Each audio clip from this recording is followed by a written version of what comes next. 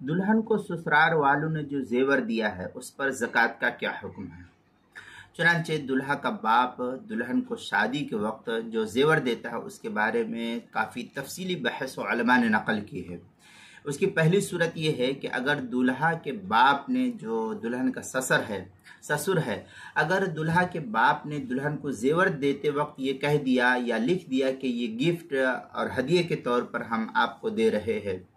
या आपने समधी को कह दिया कि हम आपकी बेटी को गिफ्ट या हदिये के तौर पर दे रहे हैं, या दुल्हन उसकी मालिक है, या ये महर का हिस्सा है, तो इन सूरतों में उन जेवरात की मालिक खुद जो है वो दुल्हन होगी।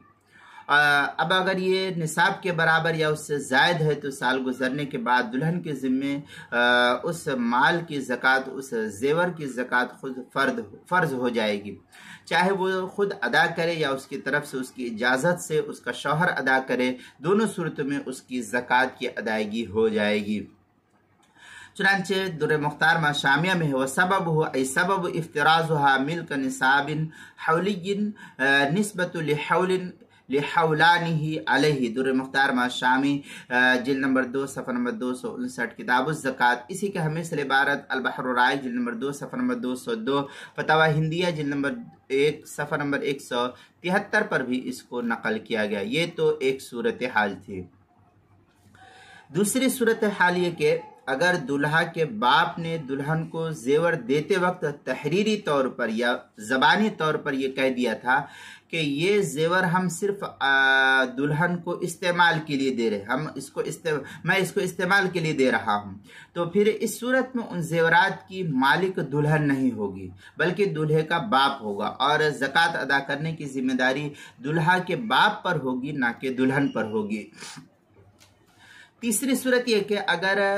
दूल्हा के बाप ने, जो दुल्हन है उसका जो ससुर है, अगर दूल्हा के बाप ने दुल्हन को जेवर देते वक्त तहरीरी तौर पर या ज़बानी तौर पर कुछ भी नहीं कहा है, तो इस सूरत में उर्फ़ का एतबार किया जाएगा कि उस इलाके का या उस मुल्क का या उस स्टेट का या उस जगह का उर्फ़ी रिवाज क्या चलता है। अगर दूल्हा की बिरादरी के उर्फ़ में दुल्हन मालिक होती है तो फिर उसकी ज़कात दुल्हन के ज़िम्मे फ़र्ज शुमार की जाएगी, और अगर दूल्हा की बिरादरी के उर्फ़ में दुल्हन मालिक नहीं होती है उस माल की, बल्कि देने वाला ससुर मालिक रहता है, तो फिर ऐसी सूरत में उसकी ज़कात ससुर के ज़िम्मे वाजिब होगी, दुल्हन के ज़िम्मे उस माल की ज़कात वाजिब नहीं। चौथी सूरत इसकी है कि अब यहाँ ये भी जान लेना चाहिए कि ज़कात का निकालना उस पर लाजिम होता है जो उस माल का मालिक होता है। लिहाजा अगर दुल्हन मालिक है तो दुल्हन निकालेगी, और अगर दुल्हन का ससुर मालिक है, दुल्हे का बाप, तो वो उसकी ज़कात उसके ज़िम्मे। लिहाजा अगर मालिक मुतय्यन नहीं तो मालिक मुतय्यन कर लिया जाएगा कि इसका मालिक कौन है, ताकि ज़कात की अदायगी में कोताही ना हो, और फिर अगर कोताही होगी तो ऐसी सूरत में हम जो है आखिरत में पकड़ धकड़ के मुस्तहिक हो जाएंगे। इसलिए हमको इसके मालिक को मुतय्यन करना लाजिम और ज़रूरी होगा। चुनांचे इस सिलसिले में जो है फतवा शामिया ही की इबारत व सबब हो ऐ सबब इफ्तिराज़ुहा मिल्क निसाबिन, ये इबारत जो है फतवा शामिया के अंदर नकल की गई है, जिल्द नंबर 2 सफ़ा नंबर 259 किताबुज़ ज़कात। इसी के हम मिसल इबारत अल बहरुर राइक़ जिल्द नंबर 2 सफ़ा नंबर 202,